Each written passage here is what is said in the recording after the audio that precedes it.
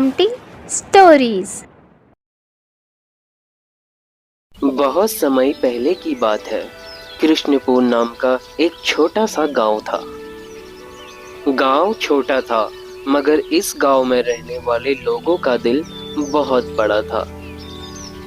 गांव में आने वाले हर मुसाफिर का स्वागत गांव वाले दिल से किया करते थे और चाय पानी खाने की व्यवस्था सब मुफ्त में किया करते थे।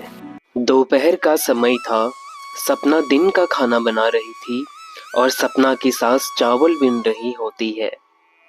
तभी बाहर से आवाज आती है, साड़ी ले लो, रंग बिरंगी साड़ी ले लो, कढ़ाई वाली सिल्क वाली बनारसी साड़ी ले लो।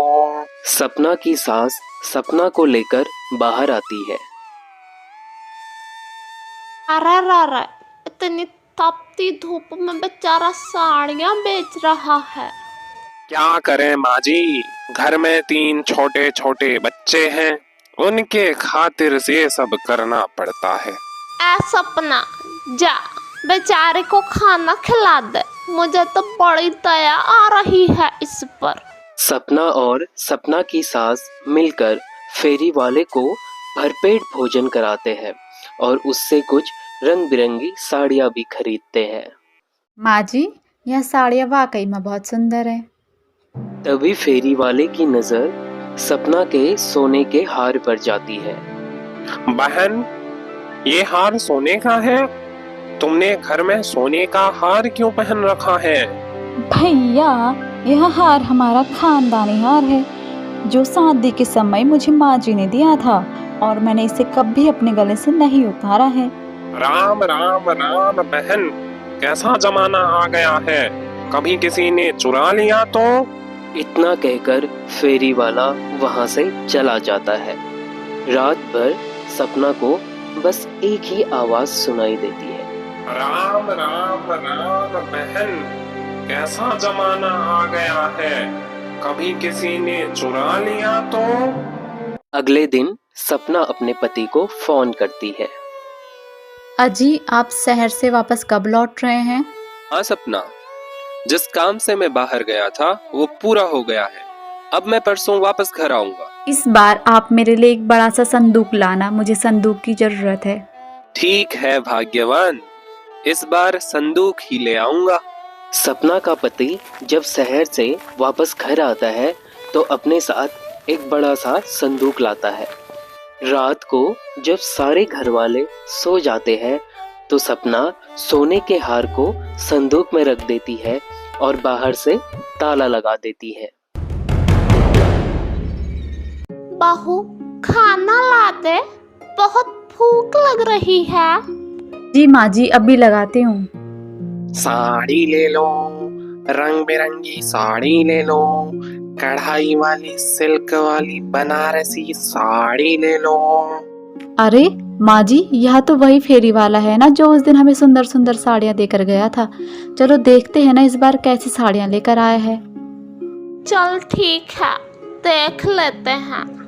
राम राम राम माँ जी, इस बार पहले से भी सुंदर और कढ़ाईदार साड़ियाँ लाया हूँ। हाँ बेटा, ला दिखा दे।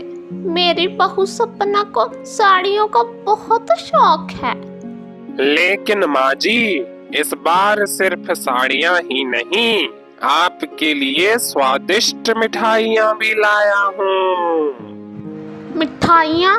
वो किस खुशी में?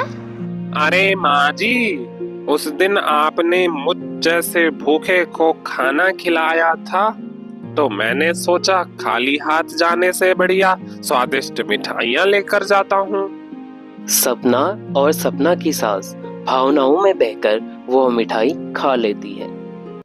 पर यह क्या, जैसे ही सपना और सपना की सास मिठाई खाती है, दोनों बेहोश होकर जमीन पर गिर जाती है। मौके का फायदा उठाकर फेरी वाला घर के अंदर घुस जाता है और संदूक का ताला तोड़कर सोने का हार चुरा लेता है। इतने में सपना का पति काम से घर लौट आता है और देखता है कि सपना और उसकी माँ बेहोश पड़े हैं। तभी उसकी नजर फेरी वाले पर पड़ती है। जो हार चुराकर भाग रहा होता है।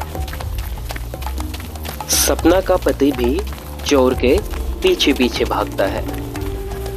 बहुत देर भागने के बाद सपना का पति एक पत्थर उठाता है और फेरी वाले की तरफ फेंकता है। पत्थर जाकर फेरी वाले के सर पर लगता है और वह जमीन पर गिर जाता है।